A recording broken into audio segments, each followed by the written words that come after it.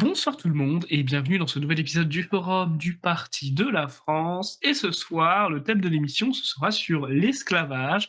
En effet, vous savez très bien que c'est le 10 mai au moment où on tourne l'émission. Donc si vous êtes sur YouTube, on sera le 11 mai, mais on l'a tourné hier. C'est la journée internationale de la commémoration de l'abolition de l'esclavage. Très long nom de journée d'ailleurs. Et donc, nous avons décidé de faire une émission sur ce thème avec notre historien tout d'abord, Scipion de Salles. Bonsoir Scipion. Bonsoir Alexandre, bonsoir à tous. Qui pourra donc nous en dire un petit peu plus sur l'histoire de l'esclavage et sur comment ça s'est développé, notamment en Antiquité, comment elle a été abolie, etc. On aura une bonne heure, je pense, pour parler de tout ça. Et on a également avec nous un juriste, Pierre-Nicolas Nupes, que vous connaissez très bien. Je précise que les deux personnes que je viens de présenter sont membres du bureau politique du Parti de la France. Pierre-Nicolas Nupes, bonsoir, comment allez-vous? Salut Alex, ça va très bien, merci pour ton invitation. Eh ben, je vous remercie tous les deux pour avoir accepté mon invitation.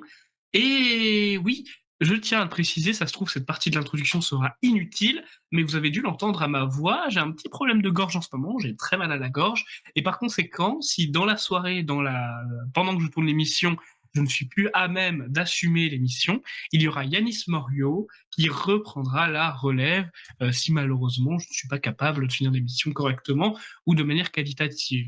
Donc Yanis Morio, si vous voulez, vous pouvez saluer évidemment nos auditeurs, même s'ils ne vous entendront peut-être pas. Bonsoir à tous. Eh bien, moi, je me remets moi-même d'un épisode de varicelle, mais ça ne m'empêchera pas de parler, ça ne touche pas la gorge.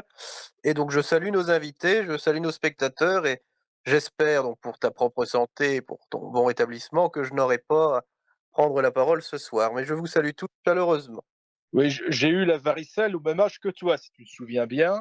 Je l'ai eu à 30 ans, juste après avoir collé une affiche d'Éric Zemmour. Voilà, c'était très drôle, c'était comme dans un dessin animé, tu pourras demander à Maxime. Les boutons m'ont poussé sur le visage instantanément. Eh ben, j'avais vu, je crois, dans un épisode de Tom Sawyer, que les maladies qu'on a généralement enfants, si on les a étant adultes, elles sont plus graves, je crois. Bah, c'est ce que j'ai toujours entendu, mais moi, personnellement, ça ne m'a rien fait du tout, ça m'a pas laissé de marque. Et bon, bah, j'ai pas été particulièrement traumatisé par cette maladie. J'ai pas eu de, comment dire, j'ai pas trouvé ça particulièrement démangeant, quoi.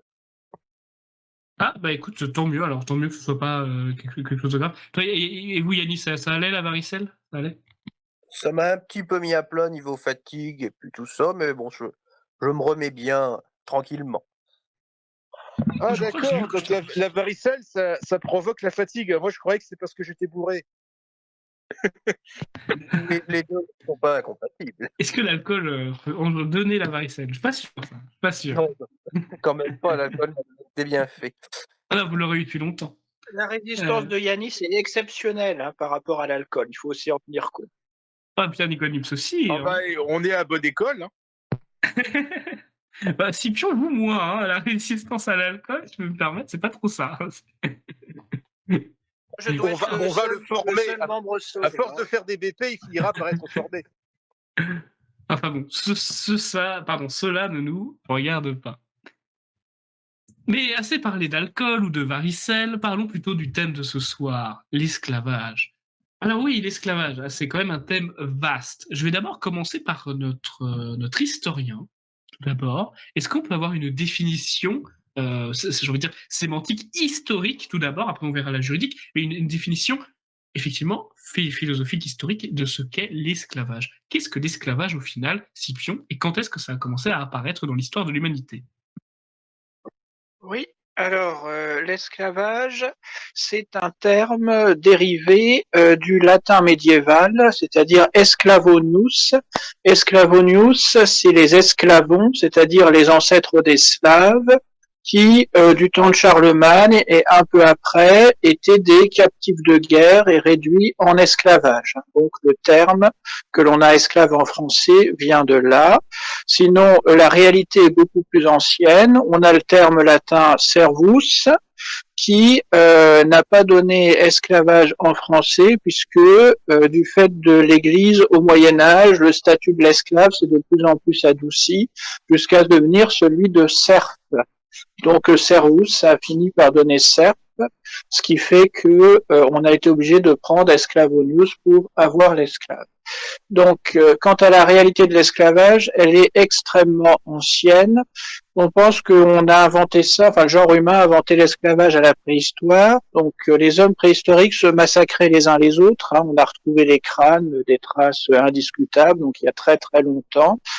Et on pense qu'au bout d'un moment, ils ont arrêté de massacrer et de manger systématiquement leurs ennemis, qu'ils ont eu l'idée de les faire travailler pour leur compte, hein, sous une surveillance terrible, évidemment extrêmement désagréable, mais ça aurait été relativement un progrès par rapport au massacre intégral et au cannibalisme immédiat. Donc l'invention de l'esclavage extrêmement ancienne, peut-être à moins 10 000 ou moins 20 000 ans. Maintenant, les premiers temps où on a commencé à réglementer l'esclavage, c'est les cités qui apparaissent en Mésopotamie, il y a 5000 ans, donc vers moins 3000, où on définit ce qu'est l'esclave, et c'est une définition qui est valable dans le temps très long. Donc un esclave, c'est un être humain. Donc évidemment, c'est pas un chien, c'est pas un âne, hein, c'est un être humain visible et manifeste. On n'a jamais douté de la nature humaine des esclaves, mais un être humain qui n'est pas libre juridiquement, qui est sous la dépendance, qui est en un sens la propriété d'un autre homme. C'est ça l'esclave, c'est un homme qui appartient à un autre homme. Et ce qui appartient à notre homme, c'est notamment sa force et sa puissance de travail. Donc c'est l'esclave masculin qui travaille dans les champs, c'est les esclaves féminines qui travaillaient souvent dans les ateliers de tissage ou autres. Donc c'est extrêmement ancien. Et l'esclavage a existé dans à peu près toutes les sociétés humaines, à des degrés divers. Hein. Donc, ils n'étaient pas très nombreux en Chine ou au Japon, même si il y en a eu. Par contre, ils ont été nombreux dans deux mondes, l'Antiquité grecque, donc pourtant un monde très civilisé pour l'Antiquité, mais il y avait beaucoup d'esclaves. On pense qu'il y avait un tiers d'esclaves à Athènes.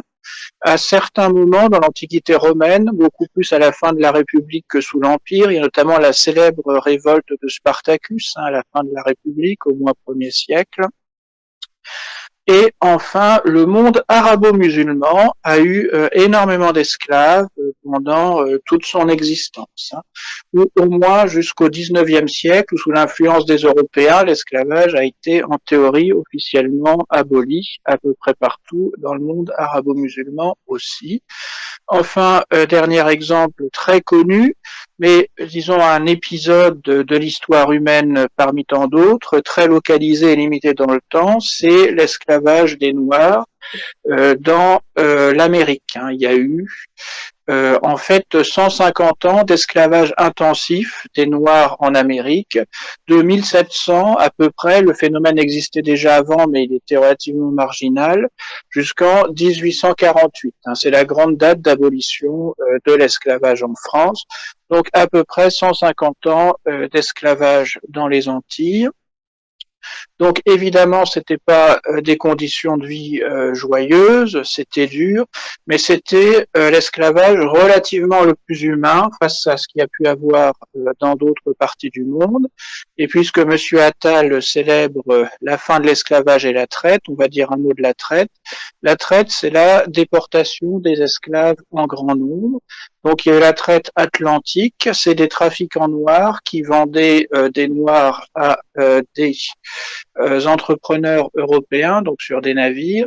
Et là, il y a eu à peu près 15 millions de déportés et qui ont de très nombreux descendants dans les Antilles. Et il y a eu la traite arabe, qui, elle, n'est pas commémorée du tout sur l'insistance de Madame Taubira, au nom de la cohérence nationale, si l'on ose dire.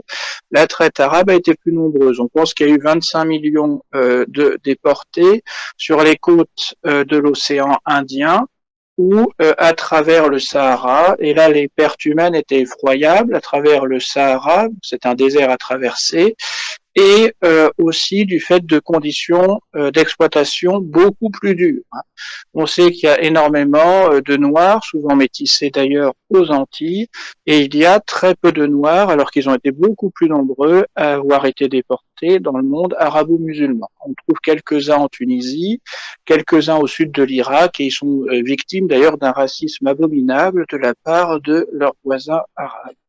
Donc voici en 2 mots, sans faire un tunnel d'une demi-heure, quelques données de base sur l'esclavage. Merci beaucoup Scipion pour votre introduction très belle, pour savoir de quoi nous allons parler et de quoi l'esclavage est issu, de son origine. J'aurais aimé, oui, effectivement, maintenant interroger le juriste. On entend souvent, peut-être à tort, le mot esclave, de manière très péjorative d'ailleurs, mais concrètement, ce mot a un sens réel, ça ne peut pas être qu'un mot figuratif. Qu'est-ce que ça signifie juridiquement pratiquer l'esclavage? Parce que, rappelons, c'est quand même condamnable. Donc, qu'est-ce que ça veut dire? Alors, non seulement l'esclavage est quelque chose de condamnable, mais également l'apologie de l'esclavage. Ça veut dire que si dans cette émission, nous nous mettrions d'une façon ou d'une autre à en dire du bien, on pourrait demain être convoqué devant la 17e chambre correctionnelle de Paris. L'esclavage, Scipion, on a donné la définition juridique dans sa longue introduction. L'esclavage, c'est le fait de réduire une personne en servage et c'est faire en sorte que son travail, que le fruit de son travail nous appartienne et en contrepartie, on ne lui donne absolument rien ou en tout cas pas grand-chose, en tout cas pas de salaire, c'est-à-dire que la valeur de son travail nous appartient. Bon, je sais très bien pourquoi est-ce qu'on fait cette émission, puisque nous allons commémorer la fin de l'esclavage. Et aujourd'hui, ce qui est important de préciser sur la question de l'esclavage, à la rigueur, on aurait pu faire une émission très courte à ce sujet. Je pense qu'il est important puisque le délai moyen d'attention d'un individu, il est de 5 à 7 minutes. Alors je pense que ce qui est important de préciser sur l'esclavage, outre le développement historique très important et intéressant qu'a fait Scipion de Salm, c'est de préciser que toutes les civilisations du monde entier ont pratiqué l'esclavage, absolument toutes, et que la seule civilisation à avoir aboli et interdit l'esclavage partout où elle s'est établie, eh bien, c'est les Blancs. C'est les Blancs qui ont mis fin à l'esclavage et c'est les Blancs qui ont interdit l'esclavage partout où ils se maintiennent. Et pourtant, il n'y a que eux qu'on fait chier avec cette question. C'est-à-dire qu'aujourd'hui, quand on vous parle de l'esclavage, ce n'est pas innocent. C'est pas innocent si on vous parle de l'esclavage dans les manuels d'histoire scolaire, à la télévision ou ailleurs. C'est pour faire culpabiliser les Blancs. Systématiquement, lorsque l'on présente des esclavagistes, ils sont blancs. Lorsque l'on présente des esclaves, ils sont noirs. Alors, ça correspond certes à une partie de la vérité, mais pas exclusivement. Les Blancs n'ont pas été les seuls à avoir pratiqué l'esclavage, et ce n'est pas aujourd'hui ceux qui le pratiquent dans les formes où il existe encore aujourd'hui. Les Blancs ont aboli l'esclavage, ils l'ont interdit partout où ils se sont établis. Alors ça, c'est quelque chose qu'il faut bien mettre en place et qu'il faut bien expliquer à toutes les personnes qui seraient tentées de vous faire culpabiliser sur la question. Si jamais il y a des jeunes, si jamais il y a, je ne sais pas moi, des collégiens ou des lycéens qui nous écoutent, dès lors qu'on essaye de les faire culpabiliser sur la question de l'esclavage, eh bien, il faut qu'ils disent cela. On n'a absolument aucun compte à rendre à personne. Tiens, aussi, j'en profite pour revenir sur un point qu'a soulevé Scipion de Salm. Il a parlé de l'esclavage triangulaire, celui qui s'est pratiqué essentiellement à destination en partance de l'Afrique à destination des Amériques. Je tiens à préciser que les descendants aujourd'hui des esclaves noirs issus du commerce triangulaire est évalué à environ 18 millions de personnes, si ma mémoire est bonne. Est-ce que tu sais, Alexandre, combien il y a de descendants d'esclaves qui ont été pratiqués par les autres peuples, par les rois nègres ou autres? Aucune idée. Eh bien, justement, personne ne le sait. Je suis même pas sûr que Scipion, qui est un historien brillant, il soit capable de nous le dire. Et ça s'explique pour une raison très simple, c'est que les esclaves étaient castrés. Voilà, les esclaves étaient castrés. Eh bien, nous, nos esclavagistes blancs, ne pratiquaient pas l'esclavage, enfin, ceux qui pratiquaient l'esclavage ne pratiquaient pas la castration de leurs esclaves. Voilà, donc nous avons peut-être pratiqué l'esclavage à un moment donné, mais ça s'est fait dans des conditions beaucoup plus dignes que ce qui se pratiquait à l'époque à travers les civilisations du monde entier. Ah, bien vu, effectivement, Pierre-Nicolas. Et justement, ma transition est toute faite pour la question que je vais poser à Scipion. Pierre-Nicolas a bien expliqué que les Blancs ont été les seuls, je cherche le mot, la seule ethnie, si vous voulez, à avoir aboli l'esclavage. Et d'ailleurs que nous, on ne castrait pas les esclaves lorsque nous en avions. Mais j'aimerais vous poser cette question, Scipion. Vous avez parlé de la préhistoire, vous avez parlé de l'Antiquité, de la Renaissance. Le Moyen-Âge est moins, comment je pourrais dire, empreint de l'esclavage en Europe. Est-ce que, pour vous, avec vos yeux d'historien, avec vos connaissances, vous pensez qu'il y a une corrélation à faire entre la diminution significative de l'esclavage en Europe et la montée du christianisme? Oui, bien sûr. Alors, juste pour répondre à Pierre-Nicolas Nups, c'est plutôt 100 millions en comptant les métis, les descendants d'esclaves en Amérique, directement avec merci.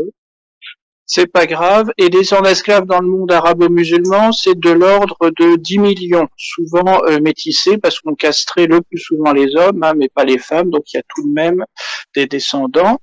Maintenant, pour répondre à la question, oui, le Moyen-Âge chrétien, on a tenté d'adoucir d'abord la condition des esclaves au 5e, au 6e siècle. Là, on a des textes, on a des recommandations, Saint Rémy de Reims ou Grégoire de Tours en Gaule à la fin du 6e siècle ont conseillé de bien traiter les esclaves et même de les affranchir par testament. Pas tous ces esclaves, mais les affranchir par testament. Et ils s'adressaient aux aristocrates de l'époque, aux conquérants francs ou aux descendants de l'aristocratie gallo-romaine. L'esclavage a pratiquement disparu pour l'essentiel en Occident à l'époque de Charlemagne. Il y a eu un glissement entre le terme latin servus qui désignait l'esclave a fini par désigner le serf, c'est-à-dire un dépendant mais ce qui conserve malgré tout une dignité supérieure par rapport à l'esclave. En gros, l'Église a insisté là-dessus, notamment sur la stabilité des couples. Les serfs ont le droit de se marier et le seigneur ne doit pas faire des bêtises avec les jolies serves à son goût. Du moins, c'est la théorie. Donc l'Église a imposé une fin progressive de l'esclavage en Occident et il y a une abolition définitive au XIVe siècle en Gaule. C'était notamment pour les esclaves importés de l'étranger, très rares en Europe, mais il y en avait quelques-uns. Début du XIVe siècle, sous Louis X le Hutin, on a définitivement aboli l'esclavage en Gaule. Et c'est très important à le rappeler, même au temps où il y avait l'esclavage dans les Antilles, que ce soit pour la France ou l'Angleterre, il était hors de question de tolérer toute forme d'esclavage en Europe. Et c'est dû à l'influence du christianisme qui insiste sur la dignité humaine, et c'est vrai que l'esclavage peut poser des problèmes au sujet de la dignité humaine. Donc le Moyen-Âge chrétien, qui n'était pas un temps de forcément de haut développement sur tous les points de la civilisation, soyons quand même honnêtes, a au moins imposé progressivement au fil des siècles la disparition de l'esclavage. Donc c'est un bon point à mettre au Moyen-Âge chrétien, contrairement à toutes les caricatures extrêmement négatives qui sont répandues. Effectivement, merci beaucoup Scipion pour ce rappel. Vous vous en doutez peut-être, mais la prochaine question que je vous poserai lorsque je reviendrai à vous, c'est est-ce qu'il en est de même de l'islam, On sait très bien que le prophète Mohammed avait lui-même des esclaves. On en parlera bien évidemment après. Mais en attendant de parler du rapport à l'islam et l'esclavage, Pierre-Nicolas Nups, je reviens à vous. Nous sommes, vous l'avez dit, nous sommes dans une société qui par sa civilisation, a décidé d'abolir l'esclavage. Toutes les civilisations s'y ont mis aussi par mimétisme, par copie de notre civilisation à nous. Et on entend parler de la situation, par exemple, j'en ai entendu parler en Libye. J'ai vu aussi qu'en Thaïlande, au niveau du code du travail, tout n'est pas forcément très clair. En Thaïlande, j'ai vu aussi qu'il y avait des cas d'esclavage. Vous pensez que effectivement le droit et la morale peuvent suffire pour abolir l'esclavage, ou est-ce qu'il faut peut-être des sanctions plus sévères? Je sais que vous n'êtes pas forcément défavorable à une justice punitive. Comment je pourrais répondre à cette question? Eh bien, oui, il faudrait, si on a envie de mettre fin à un phénomène, pour moi, les solutions sévères sont les meilleures. Après, je ne pense pas vraiment que les pays dont tu parles, la Thaïlande par exemple, appliquent réellement l'esclavage au sens où nous en avons parlé jusqu'à maintenant. C'est des conditions qui sont très proches, mais je dirais qu'à partir du moment où l'on touche un salaire, eh bien à partir de ce moment-là, on n'est plus vraiment un esclave, même si la frontière est toutefois ténue. Je le dis absolument sans cynisme. Hein, je ne me fais absolument aucune idée sur la question. Bien sûr que l'esclavage existe encore. Et bien sûr qu'il y a des personnes qui donnent des conditions de travail à leurs employés qui sont guère mieux que celles des esclaves, en particulier lorsqu'ils ont le droit de les battre, de les sanctionner physiquement, y compris en leur ôtant la vie. Très bien. Merci beaucoup Pierre-Nicolas Nups. Je reviens vers vous dans quelques minutes. Scipion, je vous ai déjà un petit peu fait un avant-goût de la question que j'allais vous poser, mais est-ce que, parce que vous avez parlé du retard chronologique de l'abolition de l'esclavage dans le monde arabo-musulman, est-ce que vous pensez effectivement que ce retard viendrait d'une religion qui, sans forcément faire explicitement l'apologie de l'esclavage, ne s'y opposait pas du tout? Oui, oui, Alexandre, il faut dire que dans le monde arabo-musulman, l'esclavage est considéré comme une réalité sociale inévitable. Ça ne veut pas dire qu'ils trouvent ça formidable, qu'ils s'en félicitent, qu'il n'y ait pas même d'exemple d'hommes généreux, en particulier de médecins qui s'occupent très bien des esclaves, mais pour eux, c'est un fait de civilisation et un fait de civilisation incontournable. Donc l'esclavage a été aboli, je l'ai dit, au XIXe siècle, à peu près partout, dans les pays directement colonisés, donc que ce soit l'Inde britannique, parce qu'en fait, quand les Britanniques sont arrivés, il y avait une élite musulmane qui contrôlait l'Inde, donc ça a été aboli dans l'Inde britannique, y compris au futur Pakistan. Ça a été aboli au Mali, au Niger, pour prendre des noms actuels, ou au Maghreb, là aussi au XIXe siècle. Là. Il ne faut pas oublier qu'il y avait des millions d'Européens qui, du XVe au XVIIIe siècle, ont été rasiés sur les côtes méditerranéennes et traités très durement en esclaves dans les bagnes d'Alger, de Tunis ou de Salé au Maroc. Donc c'est le fameux esclavage des barbaresques, il faut jamais oublier ça. Donc l'islam n'a strictement aucun problème avec l'esclavage. Comme j'ai dit, le christianisme pense que l'esclavage pose problème en matière de dignité humaine. Ça ne veut pas dire qu'il réclame l'abolition immédiate. Saint Paul dit, esclaves, soyez soumis à vos maîtres. Mais il invite les maîtres à bien traiter les esclaves. Donc pour le monde arabo-musulman, l'esclavage est une réalité sociale, et une réalité sociale qui va d'autant plus de soi pour les non-musulmans. Il y a des débats entre juristes musulmans. Est-ce qu'un musulman peut détenir un autre musulman en esclavage? Donc ça, c'est vraiment disputé entre eux. Mais un non-musulman, par exemple un chrétien, là, il y a strictement aucun problème de leur part. D'ailleurs, on a vu une expérience récente d'une volonté de retour à l'islam des origines. C'était ce qui a eu l'expérience du califat, de restauration du califat en Irak et en Syrie. Ça a duré en 2014 à 2017. Et qu'a fait le califat? Eh bien, il a rétabli immédiatement l'esclavage et il a réduit en esclavage les chrétiens et les yézidis, une croyance kurde originale au nord de l'Irak. Donc ça a été vraiment très dur. Et pour eux, c'était leur expérience de restaurer l'islam des origines, du moins l'islam des origines tel qu'il a été réécrit 150 ans plus tard. Enfin bon, on a vu que pour la société musulmane, l'esclavage est un fait social et il existe souvent encore aujourd'hui. On a des cas très très proches de l'esclavage au Pakistan, encore pire en Afghanistan ou au Soudan. Il y a une guerre civile atroce au Soudan, mais les populations qui se définissent comme arabes, qui peuvent être très très brunes quand même, pensent naturellement que les Noirs sont leurs esclaves et ce depuis très très longtemps. Donc aussi en Mauritanie, tout à l'ouest de l'Afrique, au sud du Maroc, les populations arabes considèrent que les populations noires sont aussi à peu près leurs esclaves, malgré les abolitions légales réitérées de la colonisation jusqu'aux années 1980. Donc l'astuce juridique, c'est de dire qu'il ne s'agit pas d'esclaves, qu'il s'agit de serviteurs ou de servantes, de domestiques en un sens, mais de fait, il y a des situations d'esclavage qui sont très très dures, et il y a très peu de problèmes de conscience pour cette civilisation sur ce point-là. Merci beaucoup, Scipion. Ma voix commence à partir. Pierre-Nicolas, la question que je vais vous poser, j'espère, va vous plaire, parce que je vais vous donner un créneau pour que vous répondiez à tous ceux, notamment souvent des gauchistes, qui disent que l'ubérisation de la société, par exemple, que la libéralisation, que l'immigration massive, etc., c'est injuste envers les migrants, car c'est une forme d'esclavage moderne que nous exerçons sur eux et qu'on exploite les migrants qui viennent nous enrichir en France.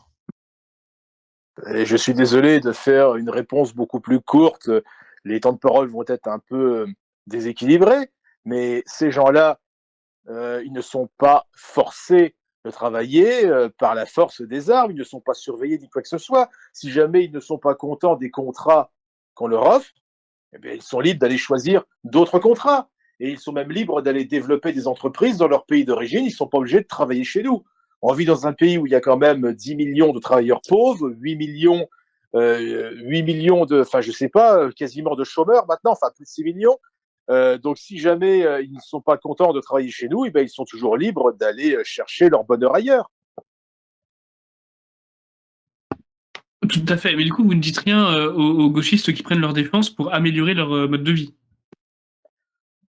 Qu'on commence déjà par améliorer le mode de vie des travailleurs français et qu'on ne se serve pas des travailleurs immigrés pour pouvoir faire une forme de dumping social et afin de revoir à la baisse le salaire des travailleurs français. Voilà, ces personnes-là, ces migrants, c'est bien malheureux, mais ils sont victimes des politiques d'immigration tout autant que nous. Et c'est pour cela qu'il convient de les combattre. Très bien, merci beaucoup Pierre-Nicolas pour cette réponse très satisfaisante. Scipion, on en parle forcément, fallait bien en parler. J'allais dire, mais ça peut être mal interprété, donc je précise que c'est du troisième degré. Toute bonne chose a une fin, n'est-ce pas? Et aujourd'hui, nous faisons la commémoration de l'abolition de l'esclavage. Est-ce que vous pourriez me dire le contexte de l'abolition? Vous avez expliqué effectivement qu'on avait aboli l'esclavage. Pourquoi une abolition, je peux dire si soudaine, mais pourquoi à ce moment-là en particulier? Et oui, si vous pouvez avoir le contexte à la fois comment je peux dire, en Europe et plus généralement dans la civilisation occidentale, parce que vous savez qu'on parle beaucoup, on aime beaucoup parler de l'abolition de l'esclavage aux États-Unis également, puisque évidemment quand on parle de commerce triangulaire, on ne peut pas échapper au continent américain. Oui, tout à fait. Donc, l'abolition de l'esclavage, et ça on l'a oublié, avait été préparée par Louis-Philippe. Donc, de 1830 à 1848, c'est la monarchie dite de Juillet. Donc, l'esclavage était en voie d'extinction, et d'autant plus que la traite, c'est-à-dire le fait de fournir des esclaves, de la prétoire pour les Antilles, avait été abolie solennellement au Congrès de Vienne en 1815. Donc il y avait un phénomène d'extinction progressive de l'esclavage qui a été donc aboli. Un des premiers pays, ça a été le Royaume-Uni dans les années 1830. Puis en France, il y a eu la Révolution de 1848 qui a institué la Deuxième République. Et la Deuxième République a supprimé l'esclavage. Donc c'est des tableaux célèbres avec Victor Schœlcher, c'est le nom du personnage, qui a fait voter l'abolition de l'esclavage. Donc à l'époque, on a vraiment donné des noms aux esclaves, déclarés citoyens français. Donc ça a été tout un processus vu comme quelque chose de fort joyeux dans les tableaux d'époque. Enfin, pourquoi pas, toujours est-il que l'esclavage a été aboli, les Antillais sont devenus officiellement citoyens français, et en partie propriétaires des terres. Donc on a supprimé la grande production esclavagiste par un système de petites propriétés paysannes rurales aux Antilles. En soi, pourquoi pas. Donc ce qui est intéressant pour nous à regarder avec le recul, c'est que ça s'est finalement très bien passé en 1848, quand on nous cesse de nous assommer par les relectures wokistes de l'histoire. Au XIXe siècle, les anciens esclaves étaient reconnaissants envers la France de l'abolition de l'esclavage, et leurs descendants jusqu'aux années 50-60, ça a changé depuis, mais ils étaient reconnaissants envers la France justement d'avoir aboli l'esclavage et donné la citoyenneté à leurs ancêtres. Donc il faut le redire, c'était le mouvement du progrès humain, mais on peut voir aussi un prolongement du christianisme, puisque c'est parti, le mouvement pour l'abolition, c'est parti à la fin du 19e siècle du Royaume-Uni, avec une pensée chrétienne protestante stricte, qui pensait que l'esclavage était un traitement inhumain infligé à des êtres humains, donc qu'il fallait l'abolir. Donc il y a tout un mouvement anti-esclavagiste au 19e siècle en Europe, et ça a été, paradoxalement, on a tendance à l'oublier, un des moteurs de la colonisation. Dans les années 1880-1890, quand les Européens sont allés jusqu'au cœur de l'Afrique, donc la vallée du Niger, la vallée du Congo, ils ont systématiquement aboli l'esclavage. Et dans les années 1880 au Congo, le colonisateur belge a affronté les raids esclavagistes de Tipou Saïb, donc un sultan esclavagiste local. Donc on a tendance vraiment à oublier ce cadre historique réel du 19e siècle. Donc on peut dire qu'il y avait peut-être une bonne conscience excessive, mais enfin les Européens du 19e siècle étaient très fiers d'être anti-esclavagistes et d'avoir fait libérer en masse les esclaves, d'être la seule société, ce dont ils avaient parfaitement conscience à l'époque, à avoir libéré en masse les esclaves. Et quant aux grandes productions, par exemple la canne à sucre ou le tabac aux Antilles, on a fait souvent appel, en tout cas dans les Antilles britanniques, à une main-d'œuvre indienne, à une main-d'œuvre salariée, ce qui explique qu'il y a beaucoup d'Indiens, maintenant descendants d'Indiens, dans les petites Antilles anglaises. Ça vient de là. Donc une expérience historique du 19e siècle à connaître et à redécouvrir, qui est intéressante en soi, et qui est bien sûr très loin du masochisme, des repentances, ou pour des choses simplement, des mensonges historiques qui sont colportés de nos. Merci beaucoup, Scipion. Et Pierre-Nicolas Lipse, pour une dernière question, évidemment, les dernières questions sont toujours un petit peu choc, vous ne m'en voudrez pas. J'aimerais vous lire le dernier tweet du Premier ministre Gabriel Attal et vous poser une question par rapport à son commentaire. J'ai pas lu le tweet, mais ça sent déjà le sida d'ici. Vous ne croyez pas si bien dire, parce que nous parlons de l'esclavage. Alors, Gabriel Attal a dit « La France regarde son histoire en face.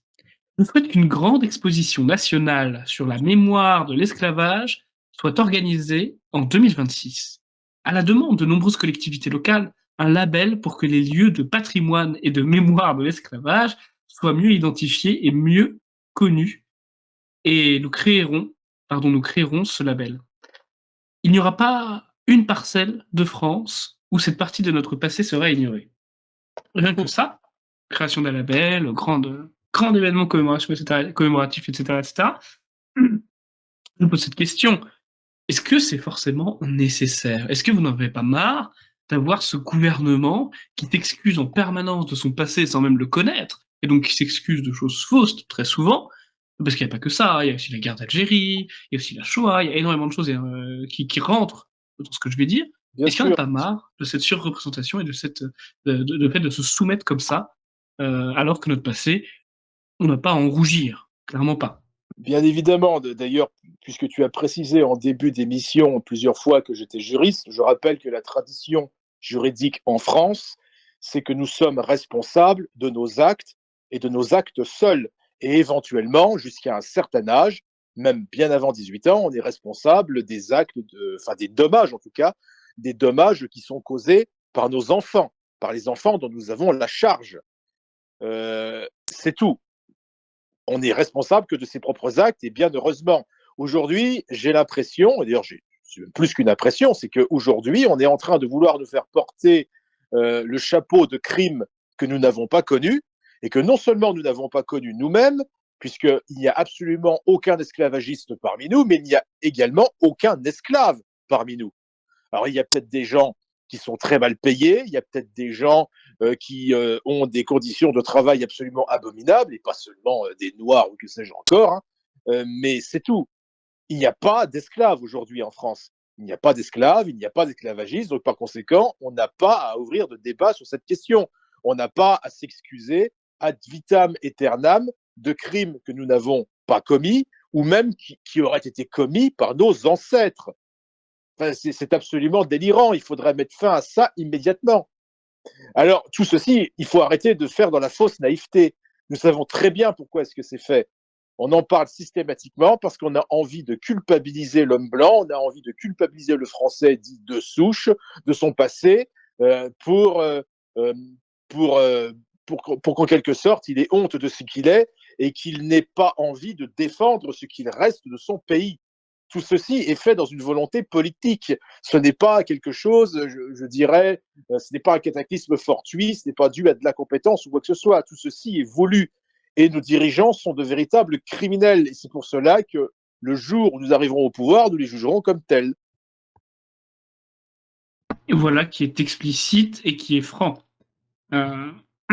Merci beaucoup, Pierre-Nicolas Lipse, pour votre réponse tout à fait claire. Et finalement, Scipion, pour conclure, après on passera à l'actualité. D'ailleurs, concernant l'actualité, le Parti de la France est concerné par l'actualité, donc ça fait plaisir. Scipion, au vu de l'état d'aujourd'hui, est-ce que vous avez bon espoir, parce que vous avez dit que l'esclavage existe toujours, il y a toujours de l'esclavage aujourd'hui, est-ce que vous avez bon espoir effectivement que ces esclavages diminuent sans forcément demander, bien évidemment, l'intervention de la France là-dedans, parce que la France n'a pas à intervenir dans l'histoire qui ne nous regarde pas. Mais on reste chrétien et humain quand même, avant tout. Alors, pour vous répondre très franchement, Alexandre, je suis assez pessimiste, hein. Il y a des pays qui ne se dirigent pas du tout vers le développement, vers un accroissement de la richesse partagée par tous. Donc, je pense à la Mauritanie, au Soudan, ou même à la Libye qui s'est effondrée depuis que Sarkozy a déclenché la guerre contre son ex-ami Kadhafi en 2011. Donc on a un vrai retour dans ces pays à un esclavage quasi explicite. Et sur le plan humain, je trouve ça particulièrement triste, hein. Donc je suis vraiment pessimiste là-dessus, sur un certain nombre de pays, hein, pas tous, hein, dans le monde arabo-musulman.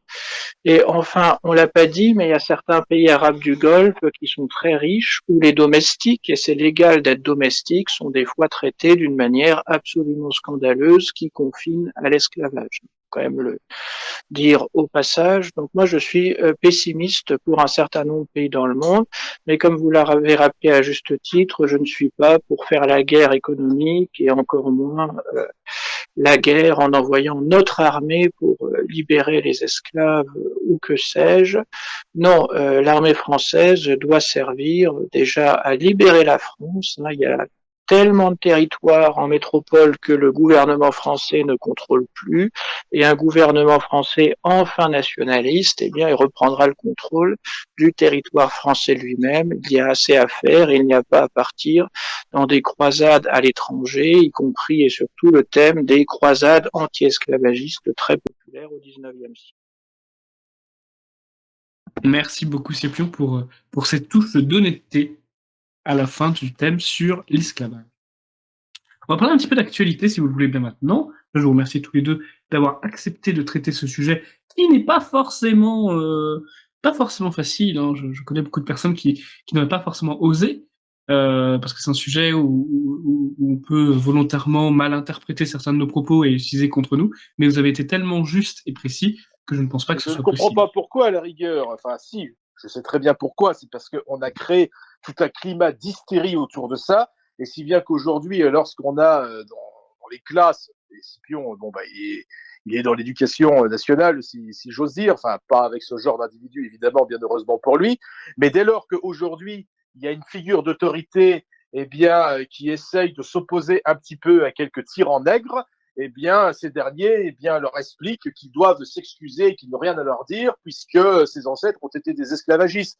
J'ai envie de leur dire, ni eux n'ont cueilli du coton, ni n'en ont récolté, ni quoi que ce soit, et ni nous n'avons fait récolter du coton à ces gens-là. Ces gens-là, ils sont déjà pas capables de retenir à la table de multiplication du 7 ou la date d'histoire de la prise de la Bastille. Ils vont quand même pas nous faire croire qu'ils arrivent à ressentir dans leur manne ce qui s'est passé il y a plus de 200 ou 300 ans en arrière. Ils en sont absolument incapables. Ni nous n'avons connu l'esclavage, ni eux, donc par conséquent, nous n'avons pas de nous excuser. C'est tout, ça appartient au passé, et point barre. Yann Moix On vous envoie dirait ces gens que... pour se faire foutre à la fin. Oui, tout à fait. Yann Moix vous répondrait que les migrants connaissent Victor Hugo sur le bout des doigts. Oui, Victor Hugo disait également une autre phrase, il disait, je crois que c'était Gif qui parle, Gif qui ment. Ah oui, oui, effectivement. Je m'abstiendrai de dire la citation complète, puisque je crois savoir qu'un des patrons de notre ami Scipion, un directeur de Rivarol, Jérôme Bourbon, que j'apprécie beaucoup, lui, il avait cité Annie Kriegel, entre guillemets, hein, il a mis des guillemets, il a cité Annie Kriegel et il a été condamné pour avoir cité Annie Kriegel. Donc moi, je m'abstiendrai de citer Victor Hugo. Déjà que j'ai pas le droit de partager du South Park, alors je vais éviter de citer une citation aussi controversée. Mais ceux qui veulent savoir c'est quoi la citation exacte, ils pourront toujours aller la taper sur Google. Tout à fait, tout à fait. Vous pouvez taper sur Google et effacer votre historique. Parlons d'actualité maintenant. Alors, je vais commencer par une bonne actualité. Nous avons fait une affiche, excusez-moi pour ma toux, une affiche Donnons un avenir aux enfants blancs, vous avez dû voir. Je crois qu'on l'avait créée il y a un mois à peu près, on a commencé à la coller. Et cette affiche a fait polémique, donc c'est une bonne chose. Ça nous fait connaître auprès de plusieurs millions de nouvelles personnes. Ça a fait polémique sur Twitter, ça a fait polémique sur TikTok et sur à peu près tous les réseaux sociaux à tendance virale. Ouais. Donc, pourquoi ça fait polémique? Alors ça fait polémique parce que apparemment cette affiche serait nazie, parce que les Français ne seraient pas, il n'y aurait pas de blonds aux yeux bleus en fait en France. Voilà, c'est ce que nous disent les deux influenceuses algériennes que je ne vais pas citer pour pas leur faire de pub. Ont réagi. Elles ont dit non, les Français de cette époque, c'était il y a longtemps, ça n'existe absolument pas. À la limite, c'était peut-être vrai en 1939-1945. Ce à quoi Thaïs Descuffon a répondu avec une photo d'elle, petite, et quand elle était petite, effectivement, elle ressemblait comme deux gouttes d'eau, excusez-moi, au personnage que nous avons mis sur l'affiche. Donc c'était sympa. Le tweet en question de la personne qui attaque notre affiche a fait plus de 3 millions de vues, donc c'est positif, à mon sens, et cette affiche dérange. Cette affiche dérange parce qu'elle rappelle une réalité. La réalité, c'est qu'il existe encore des blancs en France. Ouais. Alors, c'est pas parce qu'on n'est pas blond aux yeux bleus qu'on n'est pas blanc, bien entendu. Moi, je ne suis pas, Yanis non plus, même si les cheveux un peu clairs. Voilà, il n'y a pas de blond ici, en fait, parmi nous quatre. Mais on est blanc. Et c'est ça qui gêne le plus, je pense. Parce qu'il y a le mot blanc dans le slogan. Donnons l'avenir aux enfants blancs. Oui, mais je tiens à le préciser, je ne sais pas si tu es au courant, mais autrefois, parmi les images d'Épinal que l'on donnait des ancêtres des Français, des Gaulois, on les représentait même pas comme des blonds, on les représentait comme des roux. Les roux sont encore plus rares que les blonds. Bon, c'est malheureux, mais c'est vrai qu'aujourd'hui, ces influenceuses n'ont pas tout à fait tort lorsqu'elles disent que des Français comme ça n'existe plus, parce que j'imagine qu'elles doivent probablement habiter dans des grandes villes comme des villes d'Île-de-France, Paris ou la banlieue parisienne, ou encore Villeurbanne, Marseille, etc. Et je pense que tu te balades suffisamment, Alexandre, pour savoir que malheureusement, quand tu prends certaines rames de métro ou certaines lignes de RER, des blonds, t'en croises pas beaucoup. Hein. Tu peux déjà t'estimer heureux si tu croises plus de 3 blancs dans ton wagon. Voilà, c'est la réalité de la France. Alors c'est bien parce que on est en train de nous dire que le grand remplacement est un fantasme, qu'il n'y a pas de remplacement de la population. Mais d'un autre côté, il y a des personnes, y compris issues de l'immigration, qui nous expliquent que finalement, la France, ça ne ressemble plus à ça. Donc il faudrait savoir qui ment au bout d'un moment. Vous l'avez dit tout à l'heure, qui ment. Et voilà, c'est de nouvelles communications quelque part qui vient de nos propres adversaires politiques. Moi, je prends, hein, c'est avec grand plaisir. Hein, qu'ils fassent polémique sur nos affiches tant qu'ils veulent. C'est une très bonne chose. D'ailleurs, Thomas Joly a répondu à la polémique avec avec une affiche encore pire. Je vous laisserai découvrir sur son Twitter. Mais disons que l'affiche est très explicite. Avec une tête de chameau, il me semble. Avec une tête de chameau, tout à fait. Ah, elle est géniale, cette réponse, elle est géniale. Et les hashtags sont incroyables. Les hashtag maghrébin, hashtag consanguin, moi j'ai trouvé ça génial. Ça m'a convaincu d'être dans le meilleur parti de France. Mais c'est pas tout à fait de la diffamation hein, ou de l'injure publique ou quoi que ce soit. Je veux dire, c'est pas moi qui l'invente, mais c'est des statistiques, tout ce qui est plus officiel, qui estiment que, par exemple, au Maroc, eh bien, il y a presque 50% de malades mentaux. Oui, tout à fait. Presque 50% des ressortissants eh bien, sont atteints d'un trouble mental. Tout à fait, et je crois que c'est le ministère de la, je sais plus si c'est de la santé ou un ministère algérien qui a révélé que 46% des mariages en Algérie sont consanguins, voilà. Et 88 dans certaines régions. Bon, donc c'est pas. Ça donne des enfants formidables. Ça donne des narles. Concernant l'actualité suivante, alors oui, actuellement, je crois savoir que Thomas Joly est à un meeting pour la campagne de Marion Maréchal aux Européennes, et ça me fait penser. Alors moi, je le sais depuis des années, parce que c'est quand même assez connu, c'est une notoriété assez publique, et puis cette vidéo date d'il y a plusieurs mois maintenant, voire peut-être même années, où Asselineau fait son coming out. Alors, son coming out, pas vraiment, hein, parce qu'il dit qu'il a jamais eu de relation sexuelle avec des hommes, mais en tout cas, il dit qu'il a des sentiments amoureux et des attirances très fortes pour les hommes. Et sur Golems Club notamment, c'est ressorti, et on parle de ça depuis quelques jours. Ça me fait penser, je ne fais pas de corrélation maladroite, mais que toutes les personnes qui tiennent une liste Frexit aux européennes sont homosexuelles. Oui, c'est vrai Comme tous les vice-présidents qui ressemblent aussi sont homosexuels. Florent Philippot, on aurait pu commencer par lui, c'est celui qui est quand même beaucoup plus connu que François Asselineau, mais c'est vrai qu'il y en a des pas mal. Hein. Là, c'est quand même une drôle de coïncidence. Non, mais je dis pas. De toute façon, le Frexit. Le Frexit, ça les excite. Oui, bah ça c'est clair. Ça c'est clair. Non, je ne critique pas les gens qui sont pour le Frexit. Allez-y, Je pense que c'est plutôt un reflet de l'époque. Hein. Par exemple, Attal l'est aussi et il n'est pas du tout pour le Frexit. C'est vrai. C'est vrai. Mais il n'est pas que ça. Continuons maintenant sur après cette actualité assez drôle, mais regardez la vidéo de Golems Club si jamais sur Asselineau, parce que même si effectivement son coming out il y a quelques temps, c'est toujours bien de le revoir parce que ça vient de l'expliquer, elle est incroyable je trouve. C'est vraiment pas assumé du tout, mais en même temps il est obligé de l'assumer parce que tout le monde le sait. Et j'aime beaucoup cette sensation de je dois le dire parce que je dois le dire.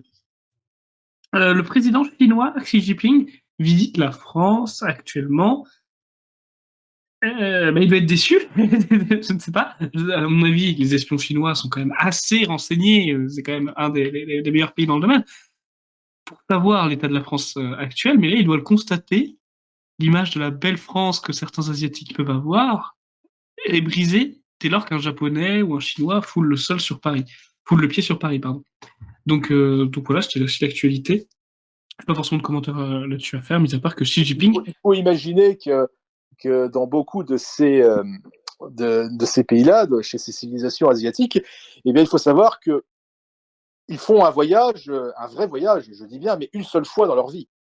Une fois, sauf ceux qui sont évidemment très riches, mais l'asiatique moyen, lui, il va faire un voyage à l'étranger, de préférence dans un autre continent, dans une destination qu'il pense être de rêve, avec ses économies, ainsi que celles de sa famille, des dons qu'il aura reçus lors de son mariage, par exemple.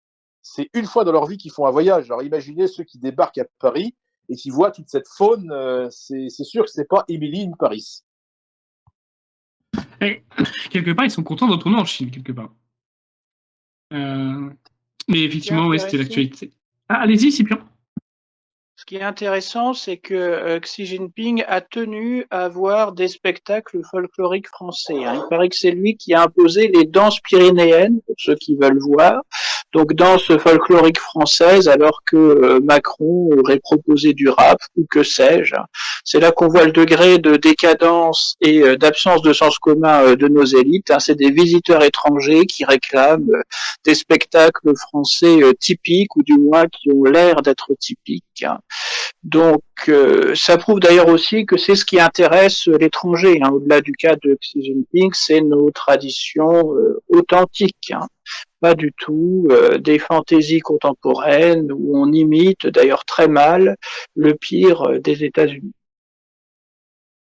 D'ailleurs, en parlant de rap, vous me faites ma transition. C'est Jul qui a allumé la flamme olympique à Marseille. Voilà, j'ai pas grand chose à dire. Au moins, c'est un blanc hétérosexuel, et chrétien même, pour une fois. Mais bon, c'est Jul, quoi. C'était un choix assez étonnant. J'ai vu qu'il y avait plusieurs personnes qui voulaient que ce soit Zidane. C'est la majorité des commentaires et des critiques qui sont venus. Moi, j'aurais pas forcément été d'accord. Moi, Et j'aurais Zidane, préféré que ce soit Baptiste qui m'était pas net, mais apparemment, c'est un agresseur sexuel, donc malheureusement, il n'a pas été retenu. C'est dommage. Attention, c'est pas celui qui tient la flamme, c'est celui qui allume, c'est encore quelqu'un d'autre. Celui qui a remplacé Baptiste Trenet, c'est un. Celui qui a remplacé Baptiste Trenet, c'est un trans. Drag queen, on appelle ça, je crois. Encore ah mieux. Oui encore mieux dans l'air du temps. Alors, c'est fantastique. Ouais, c'est quelque chose. Moi, je te cache pas que les Jeux Olympiques, j'en ai absolument rien à foutre. Ça m'a jamais intéressé. C'est comme la Coupe du Monde, la Coupe de France, etc. Enfin, le sport à la télé, moi, ça m'emmerde. Je ne regarde jamais ça. Mais je me dis quand même que les Jeux Olympiques, c'est tout de même une occasion pour le pays qui les organise de faire sa propagande et de se promouvoir à travers le monde entier. Et une des personnes qu'on a le plus mise en avant pour le critiquer, évidemment, ayant fait cela, ben, c'est Adolf Hitler lors des Jeux Olympiques de 1936, il me semble. Voilà. Eh bien, il ne me semble pas qu'à cette époque-là, eh bien, on avait pour les athlètes des chambres de 9 mètres carrés, donc littéralement des cellules de garde à vue. Voilà, parce qu'une cellule de garde à vue, ça doit obligatoirement faire au moins 9 mètres carrés pour que ce soit respectueux des conditions de droits de l'homme et de dignité humaine et tout ce qui s'y attache. Ils vont avoir des chambres de 9 mètres carrés, ils vont avoir des sommiers en carton. Littéralement, ils vont avoir des sommiers en carton avec des lits qui sont faits avec du fil de pêche. Alors, ce qui est bien, c'est que ces Jeux Olympiques-là, ils vont coûter et ils vont rapporter des milliards. Je pense que parmi nos auditeurs et parmi nous, il n'y a absolument personne, même si on s'y intéressait, qui pourrait se payer une place pour aller assister à ces Jeux Olympiques. Ça coûte extrêmement cher, ça va rapporter plein de thunes, mais la question que l'on pose, c'est où va aller cet argent ? Étant donné que les athlètes sont logés dans des conditions absolument épouvantables, bon, peut-être dans la sécurité, puisqu'on s'aperçoit maintenant qu'il va falloir plusieurs bataillons de policiers, de CRS, de snipers sur les toits pour pouvoir assurer la sécurité. Enfin, autant de choses qui n'existaient pas sous l'Allemagne nazie, sous Adolf Hitler, quoi. Tout à fait. Oui, du coup, tu vois à quoi ça ressemble un orc dans Warcraft, évidemment.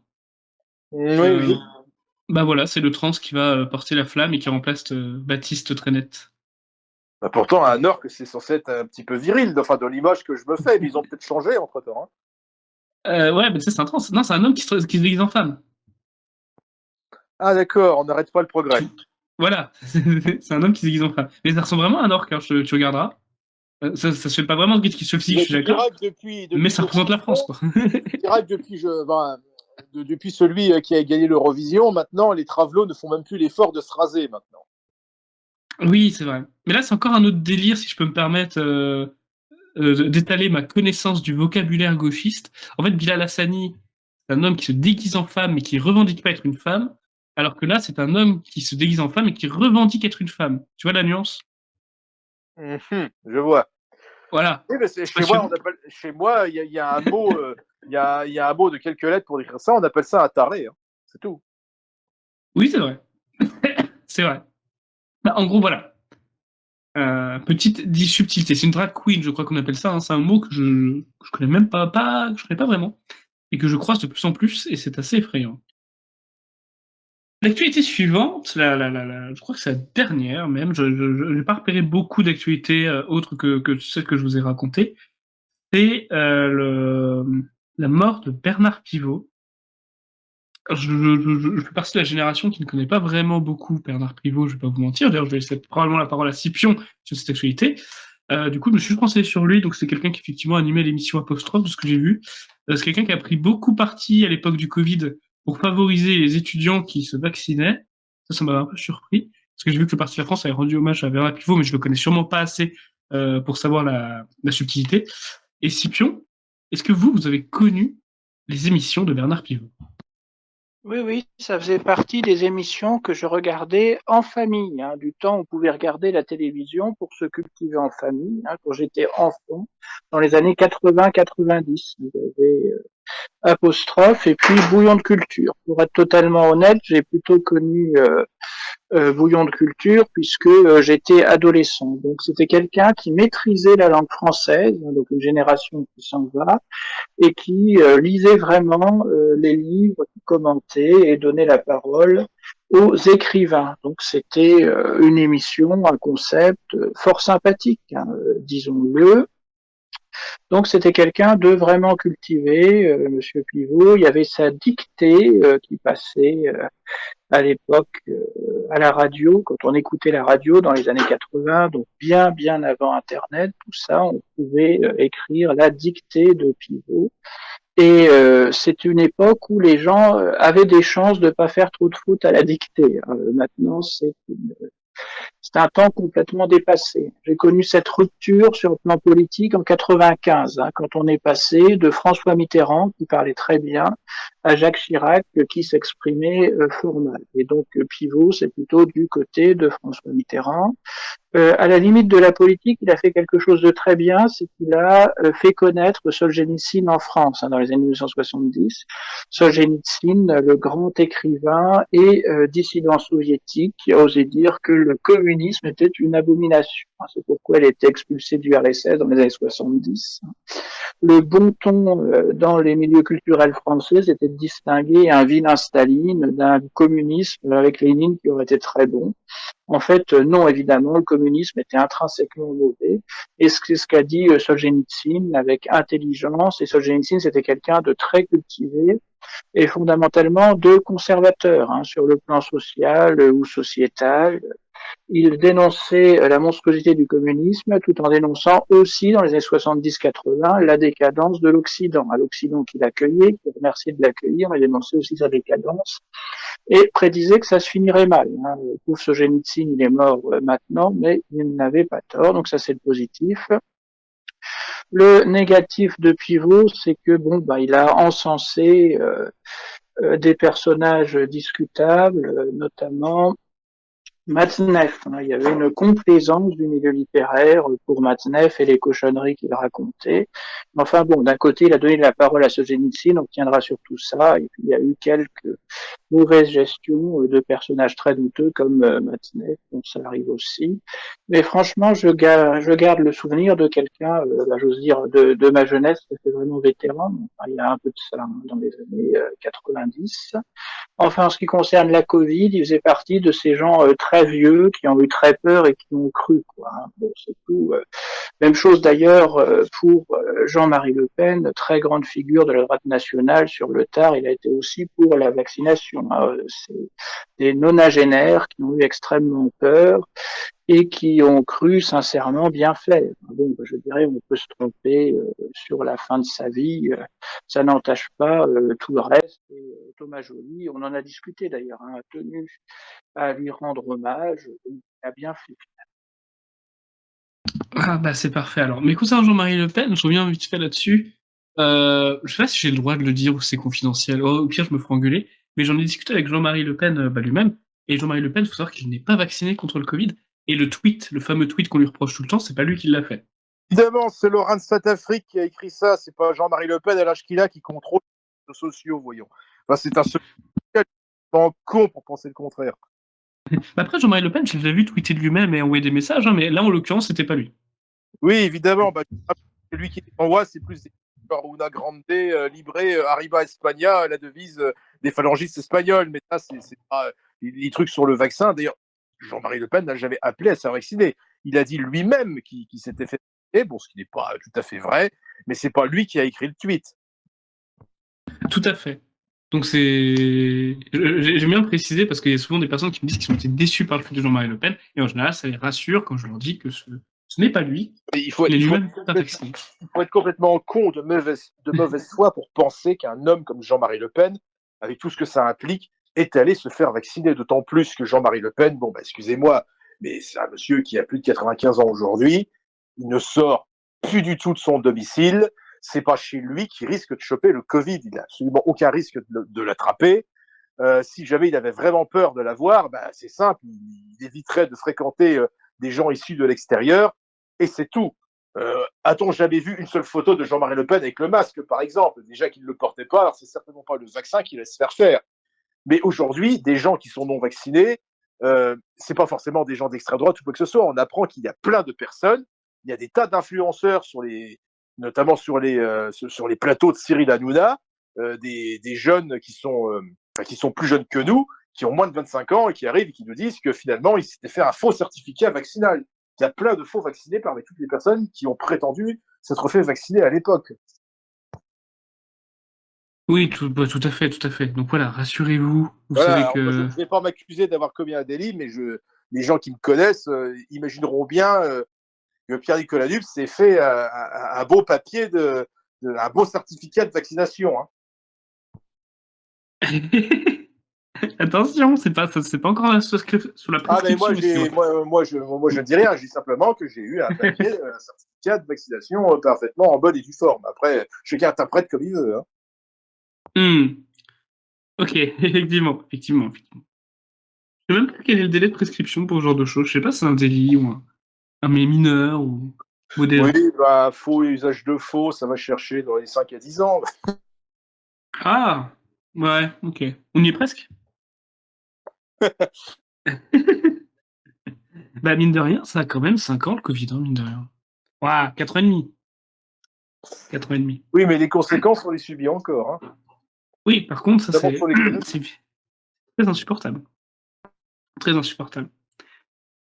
Eh bien, écoutez, mes chers messieurs, je n'ai plus d'actualité à traiter, mais on en a déjà pas mal, je trouve.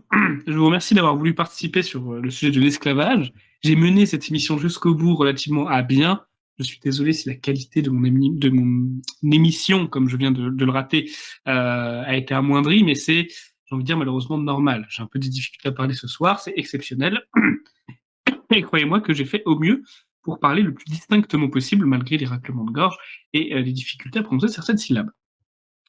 Il n'y a plus de foire aux questions. Je ne sais pas si vous le saviez, Pierre-Nicolas Dupes et Scipion. Petite nouveauté. Oui, tant mieux, parce que c'était de la merde. Alors, je ne l'avais pas dit comme ça. Dommage, Non, moi j'aimais j'aimais bien bien. les questions de Donald. Moi aussi, j'aimais bien. Et je sais Ils pourront que toujours les poser par écrit, puis on pourra toujours si jamais c'est pertinent, on y reviendra dans les prochaines émissions. Hein. Pourquoi pas? Mais en fait, non, la réalité, c'est pas parce que c'est de la merde. Hein. Moi, j'aimais beaucoup le principe des foires aux questions. Et toutes les questions, je les aimais quasiment toutes. Bon, sauf quand ça faisait l'apologie de l'islam, mais bon, ça arrivait très peu de fois. Et donc, globalement, si on arrête, c'est parce qu'effectivement, déjà, le format est déjà assez long pour les forums et qu'en plus, c'est difficile de trouver un invité qui accepte d'être disponible 3 heures un soir. C'est déjà difficile un jeudi soir. Il n'y a pas que ça. Il y a aussi une autre raison, et je pense qu'il faut être honnête et qu'il faut le dire, c'est que la plupart du temps, et vraiment la plupart du temps, les gens ne posaient pas des questions, ils faisaient un commentaire de l'émission et ils se servaient de ça comme d'une tribune pour pouvoir dire ce qu'ils avaient envie de dire.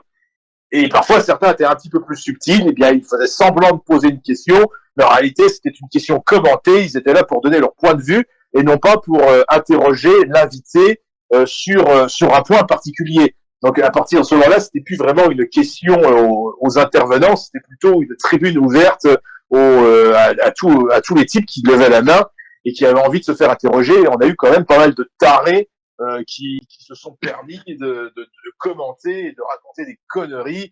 Et nous, on n'est pas des assistantes sociales. Et puis moi, j'ai pas le diplôme pour m'adresser à ce genre de personnes. Donc non, d'un moment, il fallait que ça s'arrête. C'est un peu vrai, mais ça s'est beaucoup calmé depuis ces 2 derniers mois. Grâce notamment à l'intervention de Thomas Joly, quand il a répondu à un auditeur Je sais pas si tu te souviens. Oh, mais il a bien fait. Moi personnellement, je n'en pensais pas moins, mais je n'ai jamais osé dire ça. Mais j'en pense pas moins. En tout cas, moi, j'aimais beaucoup faire les foires aux questions malgré tout. Et cependant, en fait, je lance un nouveau format sur la chaîne secondaire. Vous pourrez trouver le lien de la chaîne secondaire dans les commentaires sur Telegram et sur les commentaires aussi de YouTube. Et c'est une émission, je dis hebdomadaire, pas du tout, quotidienne. C'est tous les jours, tous les jours. Micro-podcast, une émission de 5 minutes. Et globalement, dans cette émission, on va traiter énormément de thèmes et de sujets. Et c'est absolument improbable que votre question ne soit pas traitée un jour dans Micro-podcast. Et vu qu'il y en a un par jour, sauf les samedis et dimanches, donc ça fait à peu près 300 par an, un peu plus de 300 par an. Bah, soyez patient, vous aurez forcément votre thème ou le sujet dont vous voulez parler sur un épisode de micro-podcast. Donc je mettrai la chaîne sur les commentaires. Là, je crois que ça avance doucement mais sûrement. J'ai vu qu'il y avait plusieurs vidéos qui avaient dépassé la centaine de vues, ce qui est pas mal pour une chaîne qui vient d'être lancée. Donc j'espère qu'on va continuer sur cette lancée. Et voilà, et moi en tout cas, moi je vous dis bonne fin de semaine à vous. Rétablissez-vous bien si vous aussi vous êtes emprunt à des allergies en ce moment. Merci Scipion, merci Pierre-Nicolas, merci Yanis pour avoir été là au cas où que je n'arrive plus à parler comme là. Et moi je vous dis rendez-vous la semaine prochaine pour une nouvelle émission. Est-ce que je vous dis le thème maintenant? Je ne sais pas. Non, je vous garde la surprise parce que le thème n'est pas définitif et sûr à 100%, mais a priori ça va se faire. Donc je vous dis rendez-vous la semaine prochaine. Et dimanche de la semaine prochaine, je pense, pour Louis XIV. Elle aurait dû sortir dimanche, mais je suis pas du tout en état de monter une vidéo, donc ça sortira la semaine prochaine. Voilà. Bonne fin de soirée. Salut Alex. Bonsoir à tous.